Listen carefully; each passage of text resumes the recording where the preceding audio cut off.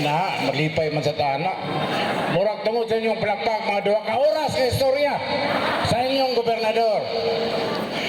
Timor, panagiosa, mono'y atong ipadayon sa atong lalawigan. Atong ipaabot sa Kongreso at atong ipaabot sa Senado. Mono'y siya ang panagiosa gikan sa lokal nga mga mayor. Na dini atong magpapili sa Balingasag, ang Balingasag. Okay. Mag-Diyos tabay kung giuhaw mo. Giuhaw ba mo? Mag-Diyos tabay. Sa lungsod sa saan? Na dini atong Vice Mayor, Mayor Ray Estor. Janos Ray Estor. Pakpak niya. Nasaan ba? Oh. Ang Gaberia! Way, kontra. Ang Gaberia! Yawa, naunsa na ba mo? Anong? Gaberia! Pida mo. Ay mo, basig, di na mo ideyo ng payout sa inyo. Anyway, simple, no? Sa atong lokal nga mga kandidato, at sa mga incumbent nga mayors, nakita ninyo from Lugait to Hasaan, pasaka din sa Claveria. Isa na lang kalungsod ang dili nato kauban nga mayor. Ang Villanueva na lang atong ipole, Mayor Bing dumadag. Oh, kana. Kanong naman mo diya? Oh, apil mo spiyaw? Apil man sila? Ha? Oh, singit na po ninyo ko, no? Bilhin niyo pa. Ako sa nga pagtahod, no, sa akong boss. Akong boss din sa USTP. Pasalamat ta sa mag-conduct karon og PPOC or the Provincial Peace and Order Council meeting. Isgutan ang kalina, kapsay o kalinaw sa atong lalawigan. Ako pagpasalamat kay Chancellor Arazo and the USTP family. Salamat. Mungutan na lang ko, Chancellor. Pati pagkaon, libre rito. Ha? Ikaw kaya po na-host? Seriously, ako sa pagpasalamat sa akong boss, atong gobernador hangtod karon, Congressman Bambi Mano. Aman ang District 2, Congressman Bambi Mano. Di na to nila yun, Congressman Bambi Mano. Salamat, ka mabuhi mo. District 1, Congressman Christian Orabia. Sa probinsya, bahala na mo. Dini sa Yuta, bahala mo. Sa langit, ako ang bahala sa inyo. Senyor Pedro, ba? Okay. So, mga igso na tayo bisita. Dili ni siya bisita, no? Siya higala kaayo sa atong Speaker of the House, agalon sa atong kongresa, Congressman Bambi Mano, agalon sa atong kongresista sa Distrito 1, Congressman Christian, at agalon sa atong Agimat Party List, Brian Revilla. Bosing nato ang Speaker of the House, sila ang kamanghatag og pondo para sa mga ayuda sa maniani kini inisyatibo sa atong Senador Bong Revilla. Kung ato ng kanahon, kini ka ba nagyusa gikan sa lokal, paingon sa Kapitolyo, paingon sa Kongreso, at paingon sa Senado. Senator Bong Revilla is very supportive sa mga programa sa atong Presidente, President Bongbong Marcos. Walay question. Kung unsa ang ihangyo sa atong Presidente, to the Senador, iya ka ng tumanon.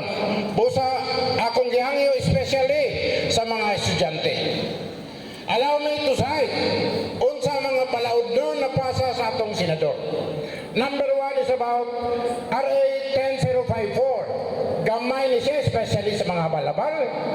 Kinahanglang suot mo o helmet. Kasuot pa mo helmet o kasalig mo sa inyong ulo. The Helmet Law, authored by Senator Bong Revilla. Palakpakan na to! Ang kini siya para sa mga estudyante. Amang mga estudyante, Senator Bong or ako?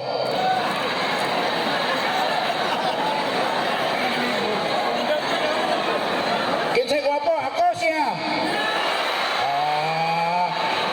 Hoy, mga estudyante, kinahanglang support local ta. Support local. Kinsay gwapo? Senator Bong ako. Ay, salamat. Isa ni siya kabalaod nun para sa mga estudyante. Republic Act number 11984. 11984 nga Republic Act.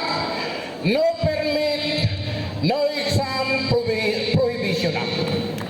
Meaning, kamo nga wala pa nakabayad og tuition or any school fees in private and public schools, pwede mo take o exam. Para ni sa inyo. Busa, dili na ko kason, kamo mga helmet lo. Kinahanglang atong ubanani mo nantong number 1, ang atong senador, Senator Bong Revilla, pwede. Hindi kayo pwede. Sa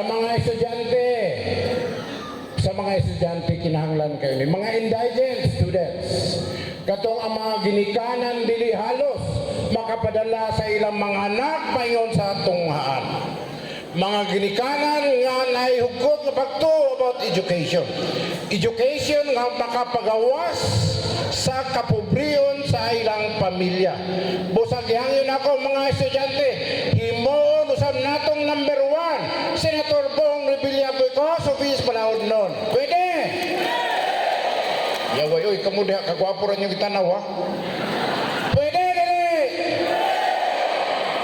Usbon ako yung palaod, ha? Principal author, an act mandating public and private educational institutions to allow disadvantaged students with unpaid tuition and other school fees to take the periodic and final examinations and for other purposes. So pwede na mo mag-take, kung di mo ipatake ni Chancellor Araso, take lang mo. Pero dili mo ma-enroll kung di mo bubayad. Kung di mo makabayad, dagan sa itong kongresista na ilang program about isip. Bago na siya nga program. Kung sa man yung isip. Bago na siya nga program, sa minisisip. Integrated Scholarships and Incentive Program. ESIP. Integrated Scholarships and Incentive Program. Natay IKNB, kung di ba makatay kong isam, dagan lang mo sa Kapitolyo. Kung na ako, masurtihan mo. Pero wala ako, pasensya mo. So mga igsoon, dili na ako dubayon. Kaya napailakaw si Senator Bong, muato pa sa Bukidnon. Akong hangyoon ang kanang adunay kaika. Ipakita nato, himuon nato siyang number 1 sa atong lalawigan. Mga estudyante, mga tri-cab, mga habal-habal drivers, uban sa inyong pamilya, kami ni Congressman Christian, kami ni Congressman Bambi Mano, kami ni Congressman Brian, and your mayors na lokal, ang mga sangguniang bayan members magpapili and incumbent. Uban sa mga leaders sa Padayang Pilipino and leaders sa Paglawang, kami naghangiuhot kayo.